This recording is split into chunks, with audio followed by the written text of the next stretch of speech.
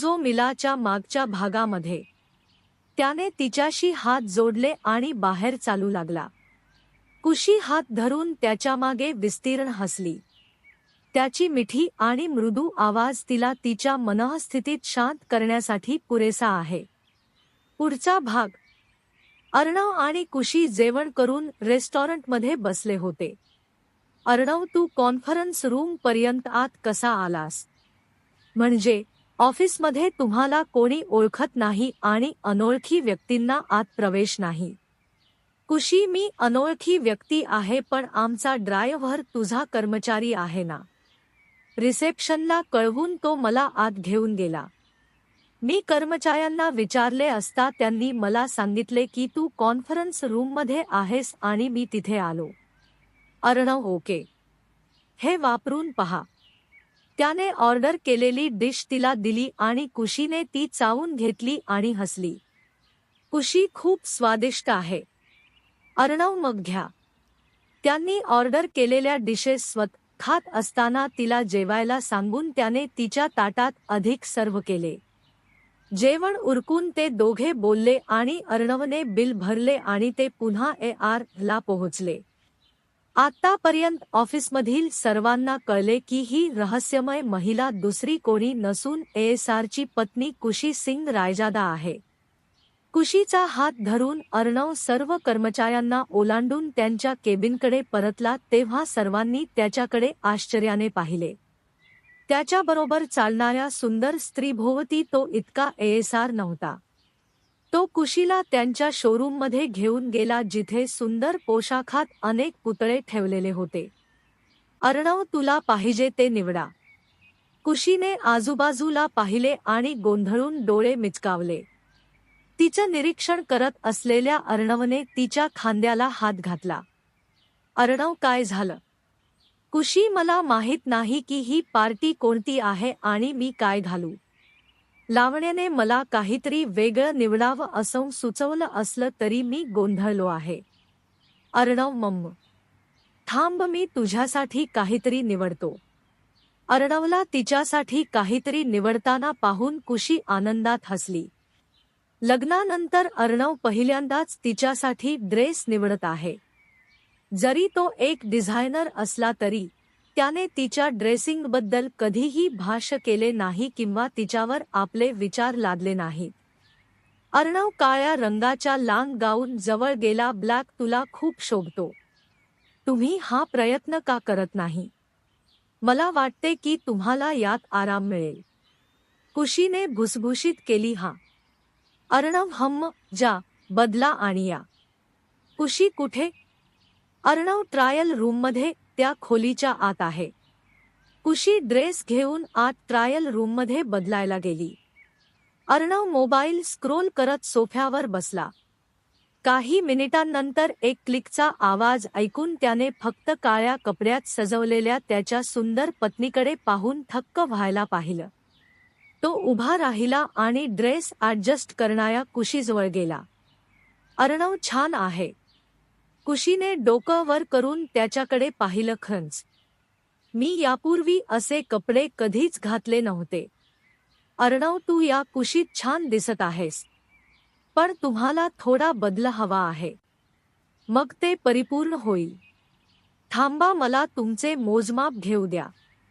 त्याने जवळच्या टेबलवरून टेप घेतला आणि उडी मारत तिच्या जवळ गेला. अर्णवने एक कपाळ वर करून तिच्याकडे पाहिले. काय? कुशी, धूर हटो अर्णव. हे तुमचे कार्यालय आहे.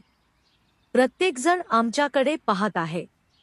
कॉन्फरन्स रूममध्ये सर्वांनी तुमच्याकडे एलियनसारखे पाहिले. शोरूमच्या काचेच्या भिंतीवरून त्यांच्याकडे टक लावून पाहणाऱ्या प्रत्येकाकडे पाहून ती लालसर होऊन म्हणाली. अर्णव भुसभुशीत म्हणाला, मग सगळे त्यांना बघत असतील तर? ती त्याची बायको नाही का? कुशी, तू प्लीज दुसऱ्याला फोन करू का?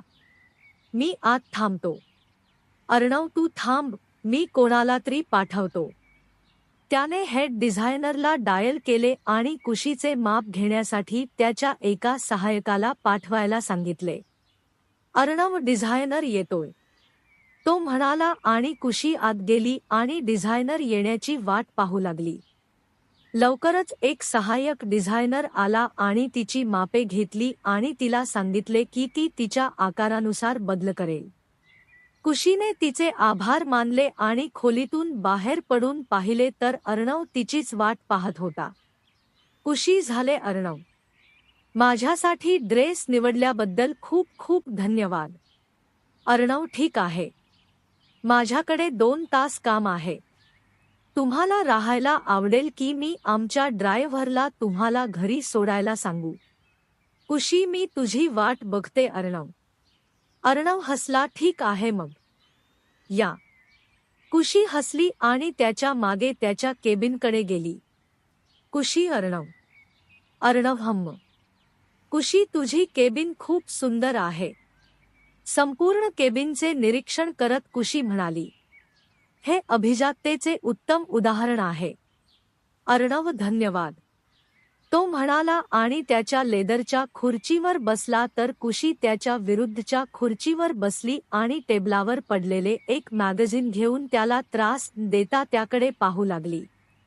अर्णव अधून-मधून कुशीकडे बघत आपलं काम करू लागला. कुशीला ते मासिक बघून कंटाळा आला आणि तिने टेबलावरून एक कागद घेऊन काही रेंड स्केचेस काढायला सुरुवात केली. अर्णवने 1.5 तासात काम संपवले. त्याने कुशीकडे एक नजर टाकली जी मनापासून तिच्या चित्रात मग्न होती. कुशीने तिचे चित्र काढण्याआधी पुढील 20 मिनिटे काहीही बोलता तो शांतपणे तिला पाहत राहिला. कुशीने त्याला तिचे चित्र दाखवायला बोलावले. अर्णव. तिने कागदावरून डोके वर केले की तो खुर्चीवर टेकून डावीकडून उजवीकडे डोलत त्याच्या छातीवर हात ओलांडून तिला पाहत होता. कुशीने आश्चर्याने भुवया उंचावल्या. अर्णव. Arnav yes boss. ते ऐकून कुशी हसली. अर्णव तुझं काम झालं तर आपण घरी जाऊया का? किंवा तुम्हाला तुमच्यातील कलाकार आणखी काही काळ एक्सप्लोर करायचा आहे? कुशी मला चिडवणं बंद कर. मला कंटाळा आला होता आणि वेळ मारून नेण्यासाठी मी काही यार्चिक स्केचेस करत होतो. अर्णव हसला आणि त्याच्या सीटवरून उभा राहिला आणि त्याने लॅपटॉप दुमडून त्याच्या लॅपटॉप बॅगमध्ये ठेवला. सामान गोळा करत त्याने कुशीकडे पाहिले. अर्णव आपण जाऊया का? कुशी हम्म. अर्णवने तिचे स्केच काढले आणि त्याच्या ड्रॉवरमध्ये सुरक्षित ठेवले. अर्णव ये. ते दोघे बाहेर निघाले आणि अर्णव त्यांच्या ड्रायव्हरला उद्या घरी यायला सांगून कुशीसोबत त्याच्या गाडीत बसला. दोघेही आपापल्या घरी पोहोचले आणि फ्रेश झाले. अर्णव सोफ्यावर बसला आणि टीव्ही चालू केला. कुशीने जाऊन त्यांच्यासाठी फराळ तयार केला. त्यांचा नाश्ता आणि कॉफी भांड्यात घेऊन ती बाहेर जाऊन त्याच्या शेजारी बसली. अर्णवने तिच्याकडे पाहिलं आणि काहीतरी आठवलं. धूर हटो. कुशीच्या चेहऱ्यावरचे हसू ओसरले आणि तिने त्याच्याकडे कुस्करून पाहिले. कुशी अर्णव. अर्णव बुरा लगा ना? मुझे भी ऐसे ही लगा. तुम्हाला वाईट वाटलं ना? मलाही तेच वाटलं. त्याने चेहरा कोरा ठेवून सरळ टीव्हीकडे पाहिले. त्याचा निर्विकार चेहरा पाहून कुशी हसली. कुशी आप तो गुस्सा हो गए. तुला राग आला असे वाटते. अर्णव हो मी आहे. माझ्यापासून 10 मीटर दूर बसा. कुशी महाराज तुम्ही म्हणता तसे. ती उभी राहिली आणि दूर जाण्याऐवजी ती जवळ बसली आणि त्याच्या छातीवर झुकली आणि पाठीमागून त्याच्या पुढच्या भागाला स्पर्श केला. टीव्ही पाहत होता आणि तिने तयार केलेला नाश्ता खात होता. अर्णवने हसून देण्याचा खूप प्रयत्न केला. त्याने तिच्या खांद्याला धक्का दिला. मॅडम मी तुम्हाला 10 पावले दूर बसायला सांगितले. तुम्हाला ऐकण्याची समस्या आहे असे दिसते. कुशी अर्णव. ते ऑफिस होतं आणि सगळे आमच्याकडे बघत होते. अर्णव मग? कुशी तुला काय म्हणायचे आहे? त्या क्षणी तू फक्त माझा नवरा नव्हतास. तुमच्या हाताखाली काम करणाऱ्या लोकांचे तुम्ही बॉस आहात. आणि जर तुम्ही बॉस असाल तर तुम्हाला तुमची वृत्ती कायम ठेवण्याची गरज आहे.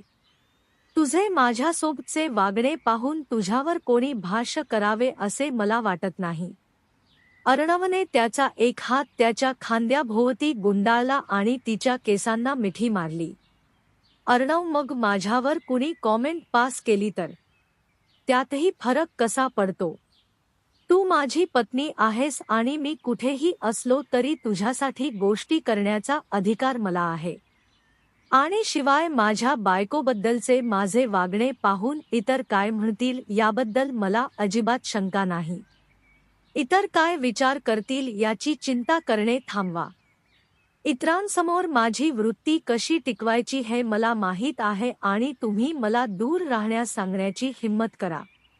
कुशी, हां, काय करणार? अर्णव, हम्म, तीच गोष्ट रिपीट केली की बघेन. कुशीने हसून तिच्या डोळ्यांच्या कोप्यातून त्याच्याकडे पाहिले. तुला वाईट वाटले? अर्णवने सुंदरपणे मान हलवली. कुशी, अरे रे. तिने बसून त्याला मिठी मारली आणि त्याचे हात त्याच्या धडभोवती गुंडाळले आणि तिचे कपाळ त्याच्या मंदिरावर ठेवले. अर्णव, पुरे झाले. पुरे झाले तुझे लोणी. कुशी, मी लोणी घालत नाही. अर्णव, मग काय करतोयस? कुशी, मी माझ्या चिडखोर नव्याला त्रास देत आहे. अर्णवने तोंड फिरवून तिच्याकडे पाहिले, जी त्याच्याकडे पाहून हसत होती. कुशी, सॉरी अर्णव.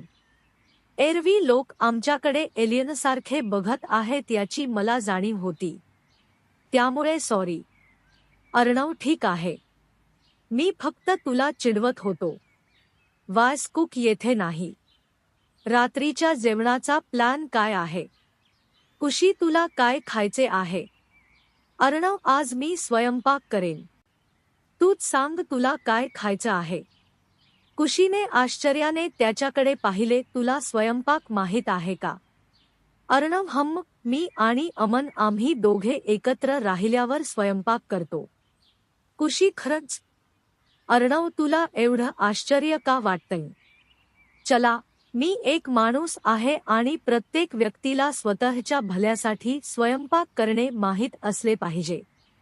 कुशी, तू जे काही तयार करशील ते मी खाईन. अर्णव, पलक पनीर करू का?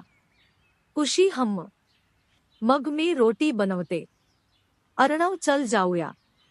ते स्वयंपाकघरात गेले आणि स्वयंपाक करू लागले. त्यानंतर तिने त्याच्या स्वयंपाकाची चव घेतली आणि वाईट नाही, अर्णव सिंग रायजादा चांगला स्वयंपाकी आहे. तिने त्याच्या स्वयंपाक कौशल्याचे कौतुक केले. तो दुसरा दिवस होता. अर्णव कामावर गेला होता आणि कुशी येत्या आठवड्यासाठी लागणारे किराणा सामान घेण्यासाठी डिपार्टमेंटल स्टोअरमध्ये गेली होती.